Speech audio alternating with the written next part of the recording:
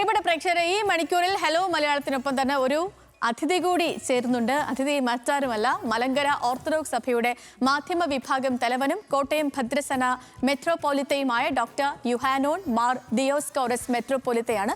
നമുക്ക് അദ്ദേഹത്തെ സ്നേഹത്തോടു കൂടി സ്വാഗതം ചെയ്യും ഹലോ മലയാളത്തിലേക്ക്. തിരുമേനി, ഗുഡ് മോർണിംഗ്, സ്വാഗതം ഹലോ മലയാളത്തിലേക്ക്. മോർണിംഗ്. Good morning. തിരുമേനി, സുഖമായിട്ടിരിക്കുന്നോ? ബ്രേക്ക്ഫാസ്റ്റ് കഴിഞ്ഞോ? സുഖമായിരിക്കുന്നു. നോയമ്പായതുകൊണ്ട് ഞങ്ങൾക്ക് ബ്രേക്ക്ഫാസ്റ്റ് ഇല്ല, ഉച്ച കഴിഞ്ഞോളൂ.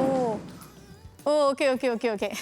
തിരുമേനി, ഇപ്പോൾ മലങ്കര സഭയെ സംബന്ധിച്ചിടത്തോളം 8 വർഷത്തെ ഇടവേളയ്ക്ക് ശേഷം മൂറോൻ കൂദാശ നടത്തപ്പെടുന്നുണ്ട്. അപ്പൊ അതിൻ്റെ ഒരു സന്തോഷം അങ്ങേക്കും ഉണ്ടായിരിക്കും. ഇതിനെ വ്യത്യസ്തമാക്കുന്ന ഘടകം, ഈ ഒരു ശുശ്രൂഷയെ വ്യത്യസ്തമാക്കുന്ന ഘടകം എന്താണ് തിരുമേനി? മൂറോൻ കൂദാശയെ വ്യത്യസ്തമാക്കുന്ന പ്രധാനപ്പെട്ട ഘടകം 2-3 കാര്യങ്ങളാണ്. ചുരുക്കത്തിൽ പറഞ്ഞാൽ, ഒന്ന്, മലങ്കര സഭാ മക്കൾക്ക് ക്രിസ്തുവിൻ്റെ സാന്നിധ്യത്തെ കൃത്യമായി ഉറപ്പിക്കുന്ന ഒരു കൂദാശയാണിത്. ക്രിസ്തു എന്ന പദത്തിൻ്റെ അർത്ഥം അഭിഷിക്തൻ എന്നാണല്ലോ. അതിൽ നിന്നാണല്ലോ മൂറോൻ വരുന്നത്. മൂറോൻ എന്ന പദവും ക്രിസം എന്ന പദവും ഒരു വാക്കുകൾ തന്നെയാണ്. അപ്പോൾ തീർച്ചയായിട്ടും ക്രിസ്തുവിൻ്റെ സ്ഥാനത്തെ ഉറപ്പിക്കാനായിട്ട് അവർക്ക് സാധ്യമാകുന്നു എന്നതാണ് പ്രധാനപ്പെട്ട കാര്യം.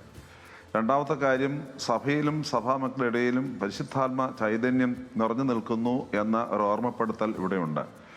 മൂന്നാമത്തെ പ്രധാനപ്പെട്ട കാര്യം, ഇതൊരു ശീർഷകത്വമുള്ള സ്വയഭരണാവകാശമുള്ള സഭയുടെ തലവനാൽ നിർവഹിക്കപ്പെടുന്ന ഒരു കൂദാശയാണ്. അപ്പം മലങ്കര സഭ തീർച്ചയായും അതിനെ അഭിമാനത്തോടെ കാണുന്നതിന് പ്രധാനപ്പെട്ട കാരണം അതാണ്.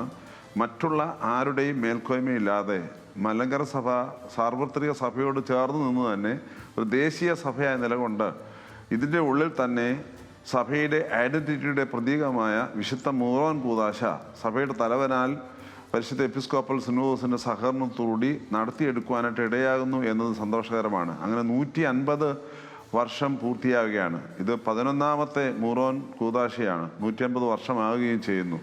അതുകൊണ്ട് ഇതിൽ പങ്കെടുക്കുക എന്ന് പറയുന്നതും ഇതിൽ പങ്കാളിയാകുക എന്ന് പറയുന്നതും തികഞ്ഞ ആധ്യാത്മിക സന്തോഷവും അഭിമാനവുമാകുന്നു എന്നുള്ളതാണ് ഇതിൻ്റെ ഒരു പ്രത്യേകത.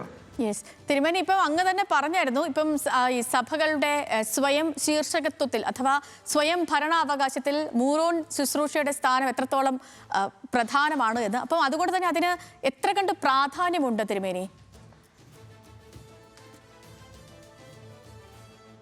തീർച്ചയായും അത് വളരെ പ്രാധാന്യമുള്ളൊരു വിഷയമാണ്.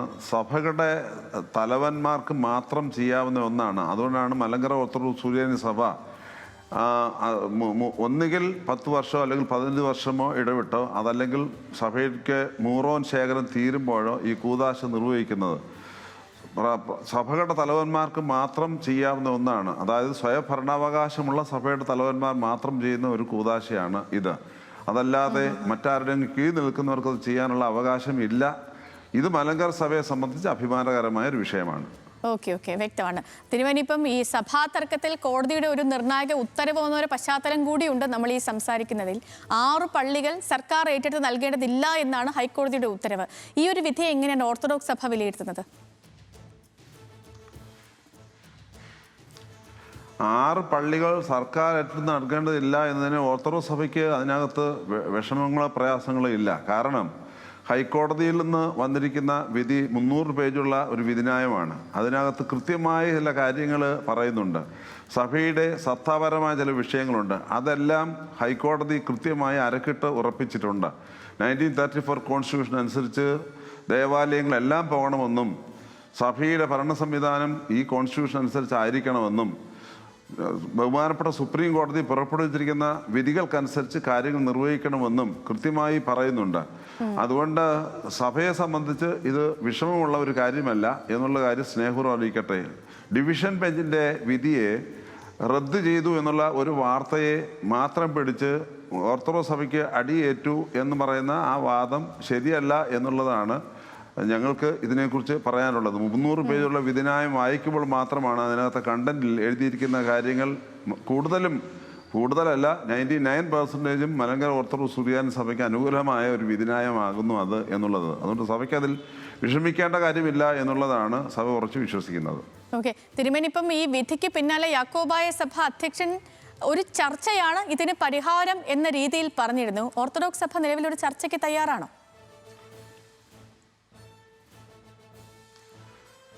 യാക്കോബായ സഭയുടെ അധ്യക്ഷൻ പറഞ്ഞ കാര്യങ്ങൾ നമുക്ക് ഒറ്റ വാക്കിൽ കേൾക്കുമ്പോൾ സന്തോഷകരമാണ്. പക്ഷേ അതിൻ്റെ പശ്ചാത്തലങ്ങൾ കൂടി മനസ്സിലാക്കണം. യാക്കോബായ സഭയുടെ അധ്യക്ഷൻ സമാധാനം വേണമെന്നും അതുപോലെ തന്നെ ചർച്ചകൾ വേണമെന്നും പറയുമ്പോൾ തീർച്ചയായിട്ടും അതിനെ നിറഞ്ഞ മനസ്സോടെ സ്വാഗതം ചെയ്യുക. കാരണം മലങ്കര ഓർത്തഡോക്സ് സുറിയാനി സഭ ആദ്യകാലം മുതൽ തന്നെ ചർച്ചകൾക്ക് എപ്പോഴും പച്ചക്കൊടി കാട്ടിയിട്ടുള്ള ഒരു സഭയാണ്. എന്നാൽ അദ്ദേഹം ഇത് പറയുമ്പോൾ തന്നെ മറുവശത്ത് പള്ളികളുടെ മുമ്പിൽ കൊടി കാട്ടുകയും കരിമരുന്ന് പ്രയോഗം നടത്തുകയും പള്ളികളിലേക്ക് ഇടിച്ചു കയറാനുള്ള ശ്രമം നടത്തുകയും ചെയ്ത മറ്റൊരു വശം കൂടി കാണുന്നുണ്ട്.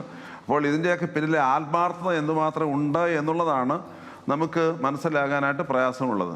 അതുകൊണ്ട് ആത്മാർത്ഥതയോടുള്ള ഒരു ചർച്ചയ്ക്ക് ആണ് തയ്യാറാകുന്നതെങ്കിൽ അതിനെ 100% സ്വീകരിക്കാനായിട്ട് മലങ്കര ഓർത്തഡോക്സ് സഭ എന്നും തയ്യാറാണ്. അത് ഭാരതത്തിൻ്റെ സുപ്രീം കോടതിയിൽ നൽകിയിരിക്കുന്ന നീതിന്യായ വ്യവസ്ഥകൾക്കനുസരിച്ചായിരിക്കണം ചർച്ചകൾ മുന്നോട്ട് പോകേണ്ടതെന്നുള്ളതും സഭ ഉറപ്പിക്കുന്നു. തിരുമേനി, ഈ വിഷയവുമായി ബന്ധപ്പെട്ട് ഞാൻ ഒരു ചോദ്യം കൂടി അങ്ങോട്ട് ചോദിക്കാൻ. ഇപ്പം പ്രധാനമന്ത്രി നരേന്ദ്രമോദിയുമായും കേന്ദ്ര സർക്കാരുമായിട്ടൊക്കെ നല്ല ബന്ധത്തിലാണ് സഭയും ഉള്ളത്. സത്യത്തിൽ കോടതി വ്യവഹാരമാണോ അതോ ഒരു ചർച്ചയാണോ, പാർലമെന്റിൽ നടപടിയാണോ ഈ ഒരു പ്രശ്നം അവസാനിപ്പിക്കാൻ മുന്നിലുള്ള മാർഗം തിരുമേനി? ഈ പ്രശ്നം അവസാനിപ്പിക്കാനുള്ള മുന്നിലുള്ള മാർഗം നമ്മുടെ അവസാനത്തെ മാർഗമാണല്ലോ കോടതിയിൽ പോവുക എന്നുള്ളത്. കോടതിയിൽ പോവുക എന്നുള്ളത് ഏറ്റവും അവസാനത്തെ മാർഗമാണ്. പല മാർഗങ്ങൾ നോക്കിയിട്ട് വിജയിക്കാതെ വരുമ്പോഴാണ് കോടതിയിൽ പോകുന്നത്. ഇതിനകത്തെ തമാശ, കോടതിയിൽ പോയത് മലങ്കര ഓർത്തഡോക്സ് സുറിയാനി സഭ അല്ല. ഓരോ കേസിൻ്റെയും തുടക്കം പരിശോധിച്ച് കഴിഞ്ഞാൽ കൃത്യമായും ഈ കേസ് വേണ്ട എന്ന് പറയുന്നവർ തന്നെയാണ് കോടതിയിലേക്ക് പോയിരിക്കുന്നത് എന്നുള്ളത് ഒന്നാമത്തെ കാര്യമായിട്ട് ഞാനൊന്ന് പറയുകയാണ്. ചില സമയങ്ങളിലൊക്കെ മലങ്കര ഓർത്തഡോക്സ് പോകേണ്ടി വന്നിട്ടുണ്ട്. എന്നാൽ ഭൂരിപക്ഷ സമയങ്ങളിലും കോടതിയിൽ പോയിരിക്കുന്ന അവരാണ്. ബഹുമാനപ്പെട്ട സുപ്രീം കോടതി ഒരു വിധിന്യായം പുറപ്പെടുവിച്ചു കഴിഞ്ഞാൽ ആ വിധിന്യായത്തെ നടപ്പിലാക്കേണ്ടത് ഇന്ത്യൻ പൗരൻ എന്ന നിലയ്ക്ക് നമ്മുടെ എല്ലാവരുടെയും ആവശ്യമാണ്. അത് സർക്കാരുകളും അതിനോട് ചേർന്ന് നിൽക്കുമെന്നാണ് നമ്മുടെ ഉറച്ച വിശ്വാസം. പക്ഷേ കേരളത്തിൽ അത് സംഭവിക്കുന്നില്ല എന്ന ഒരു യാഥാർത്ഥ്യം ഉണ്ട് എന്നതുകൂടി ഞാൻ ഒരല്പം വിഷമത്തോടുകൂടി പറഞ്ഞു കൊള്ളട്ടെ. ഓക്കെ തിരുമേനി, ഇപ്പം നമ്മുടെ സംസ്ഥാനം ഒരു നിർണായകമായ തിരഞ്ഞെടുപ്പിലേക്ക് എത്തിയിരിക്കുന്നു. ഇനിയിപ്പോൾ 10-12 ദിവസമേ ഉള്ളൂ തിരഞ്ഞെടുപ്പ് വരാൻ വേണ്ടി. സഭയിൽ നിന്നുള്ള സ്ഥാനാർത്ഥികളുണ്ട് പലയിടത്തും. രാജ്യം ശ്രദ്ധിക്കുന്ന ഈ ഒരു തിരഞ്ഞെടുപ്പിൽ സഭയ്ക്കൊരു നിലപാടുണ്ടോ തിരുമേനി? ആർക്കൊപ്പം നിൽക്കണമെന്നൊരു നിലപാടുണ്ടോ അതോ മനസാക്ഷിയോട്ടാണോ?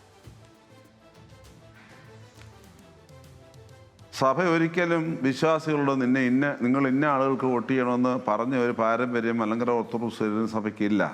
എന്നാൽ സഭ ഉറച്ച് വിശ്വസിക്കുന്ന ഒരു കാര്യമുണ്ട്, ചരിത്രം അത് തന്നെയാണ് പറയുന്നത്. സഭാ മക്കൾ സത്യത്തെ മനസ്സിലാക്കി കൃത്യമായി വിവേചന ശക്തി കൂടി ഇലക്ഷൻ വരുമ്പോൾ പ്രവർത്തിക്കുന്ന ഒരു രീതിയാണ് ഞങ്ങൾ കണ്ടിട്ടുള്ളത്. അതുകൊണ്ട് സഭാമക്കൾ അവരുടെ ഇഷ്ടം അനുസരിച്ച് ചെയ്യട്ടെ എന്നുള്ളതാണ് ഞങ്ങളുടെ ഇത് സംബന്ധിച്ചുള്ള പ്രധാനപ്പെട്ട കാര്യം. അവർക്കറിയാം സഭ നേരിടുന്ന പ്രശ്നങ്ങളും അവർ നേരിടുന്ന പ്രശ്നങ്ങളും സഭയ്ക്കുണ്ടാകുന്ന സന്തോഷങ്ങളും അവർക്കുണ്ടാകുന്ന സന്തോഷങ്ങളൊക്കെ അവർക്ക് കൃത്യമായിട്ട് അറിയാം. അവർ അതനുസരിച്ച് പെരുമാറിക്കൊള്ളും എന്നുള്ളതാണ് ഞങ്ങളുടെ ഉത്തമമായ ബോധ്യം. ഓക്കെ തിരുമേനി, അപ്പം ഒരുപാട് സന്തോഷം ഞങ്ങൾക്കൊപ്പം ജോയിൻ ചെയ്തതിന്, ഇത്രയും സമയം ചെലവഴിച്ചതിനും അങ്ങേക്ക് നല്ലൊരു ദിവസം ആശംസിക്കുകയാണ്.